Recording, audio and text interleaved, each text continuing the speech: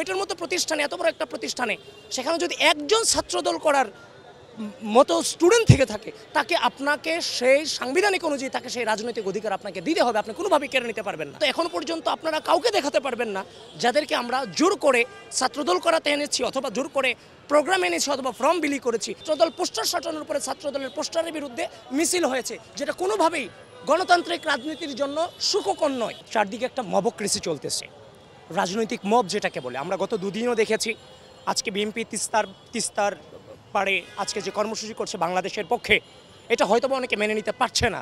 বাংলাদেশ বিরোধী শক্তি যারা আছে এটা মেনে নিতে পারছে না, যার ফলশ্রুতিতে পরিকল্পিতভাবে দেশের বিভিন্ন জায়গায় বিশৃঙ্খলা সৃষ্টি করার পায়তারা করে যাচ্ছে। তারই ফলশ্রুতিতে এখন কথা হচ্ছে, যারা বলছে যে রাজনীতি থাকবে না, আরে ভাই রাজনীতি কেন থাকবে না? অপরাজনীতি থাকবে না? রাজনীতির বিরুদ্ধে কিসের অপরাজনীতি? একটা রাষ্ট্রে যখন রাজনীতি থাকবে না, তখন তো সেই রাষ্ট্রের অস্তিত্বই থাকবে না। সুতরাং রাজনীতির বিরুদ্ধে তো অপরাজনীতি চলতে পারে না। এখন কুয়েটে যেটা হয়েছে, আমরা তো এখন যারা ছাত্রদল করি, সত্যিকার অর্থেই আমরা পা ফেলতেও হিসাব নিকাশ করে ফেলি কোনো প্রশ্নের সম্মুখীন হওয়া লাগে কিনা। আমরা তো এখন পর্যন্ত আপনারা কাউকে দেখাতে পারবেন না যাদেরকে আমরা জোর করে ছাত্রদল করাতে এনেছি, অথবা জোর করে প্রোগ্রাম এনেছি, অথবা ফর্ম বিলি করেছি, এটা হয়নি। এখন কুয়েটের মতো প্রতিষ্ঠানে, এত বড় একটা প্রতিষ্ঠানে, সেখানে যদি একজন ছাত্রদল করার মতো স্টুডেন্ট থেকে থাকে, তাকে আপনাকে সেই সাংবিধানিক অনুযায়ী তাকে সেই রাজনৈতিক অধিকার আপনাকে দিতে হবে, আপনি কোনোভাবেই কেড়ে নিতে পারবেন না।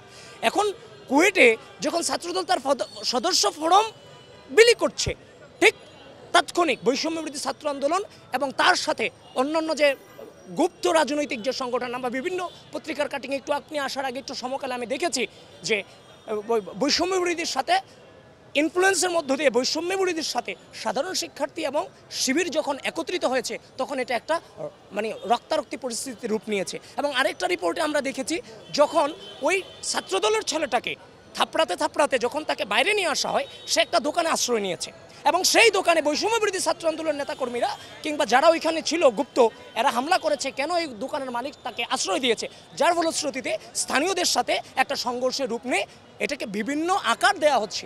এখন রাষ্ট্র আইন আছে, রাষ্ট্রের সরকার আছে। আমরা যারা আজকে মজলুম ছিলাম এত বছর পরে, এখন যে অনৈক্য সৃষ্টি করার পায়তারা হচ্ছে, আজকে তো রাষ্ট্রের আইন আছে, ইচ্ছা করলেই তো একটা সঠিক তদন্ত করে, একটা ওপেন তদন্ত করে, একটা কট্টর আইন প্রণয়নের মাধ্যমে দৃষ্টান্তমূলক ব্যবস্থা নেওয়ার সুযোগ আছে। আপনারা দেখেছেন ঢাকা বিশ্ববিদ্যালয়ের মাটিতে যারা ছাত্রদল পোস্টার সাজানোর উপরে ছাত্রদলের পোস্টারের বিরুদ্ধে মিছিল হয়েছে, যেটা কোনোভাবেই গণতান্ত্রিক রাজনীতির জন্য সুখকর নয়। মিছিল হয়েছে, এবং সেই মিছিলের নেতৃত্ব কে দিয়েছে? কিছুদিন পরেই দেখলাম সে শিবিরের একজন দায়িত্বশীল নেতা হিসেবে আত্মপ্রকাশ করেছে। সুতরাং এই সন্দেহগুলো তো এখন আর সন্দেহ না, এগুলো যে প্রমাণিত যে গুপ্ত অবস্থায় থেকে এরা রাজনীতি বন্ধের ষড়যন্ত্র করে যাচ্ছে। যারা রাজনীতি বন্ধের ষড়যন্ত্র করছে, আবার তারা প্রকাশ্যে রাজনীতিতে আসছে, আবার বিহাইন্ড দ্য সিনে থেকে সকল কমিটি গুপ্ত অবস্থায় রেখে একটা সংগঠনের বিরুদ্ধে প্রতিনিয়ত মব সৃষ্টি করে যাচ্ছে, যেটা দুঃখজনক। আজকে কুয়েটে যে হামলা হয়েছে, সত্যিকার অর্থে এটা লজ্জাজনক, দুঃখজনক, এবং গণঅভ্যুত্থানের স্পিরিটের সাথে সম্পূর্ণ সাংঘর্ষিক। একজন গণঅভ্যুত্থানের সক্রিয় অংশগ্রহণকারী হিসেবে যারা সেখানে সম্পৃক্ত আছে, যারা উস্কানি দিয়েছে, যারা উস্কানির ফাঁদে পা দিয়েছে, প্রত্যেককে রাষ্ট্রীয়ভাবে কট্টর বিচারের আওতায় আনতে হবে। এটাই হওয়া উচিত আমাদের প্রত্যেকের লক্ষ্য। এখন যে রাজনীতিটা চলছে, ব্লেমিংয়ের রাজনীতি উইদাউট এনি ইনভেস্টিগেশন, এটা সত্যিকার অর্থে জুলুম। এটা জুলুম ছাড়া আর কিছু নয়, এটা রাজনীতির বিরুদ্ধে অপরাজনীতি চলছে। হামলা মূলত করেছে, এখন আমি আপনাকে আবারও বলছি, ছাত্রদল কাউকে জোর করছে না। এখন ছাত্রদল সেখানে ফর্ম বিলি করছে, সেখানে একজনকে আটকে বলতেছে, এই তুই কেন ছাত্রদল করিস? এই রিপোর্টগুলো আমরা দেখেছি। জাস্টিফিকেশন হবে পরে, সমস্যা নেই, তো সময় তো চলে যায়নি। কেন ছাত্রদল করিস বলে চট থাপ্পড় দিয়ে তাকে বের করে দেওয়া হয়েছে ক্যাম্পাস থেকে।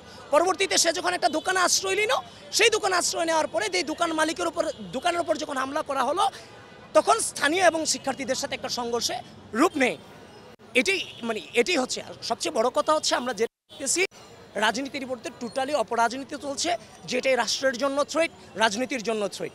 কারণ আপনি যদি রাজনীতি না থাকে, একটা রাষ্ট্র তো থাকবে না।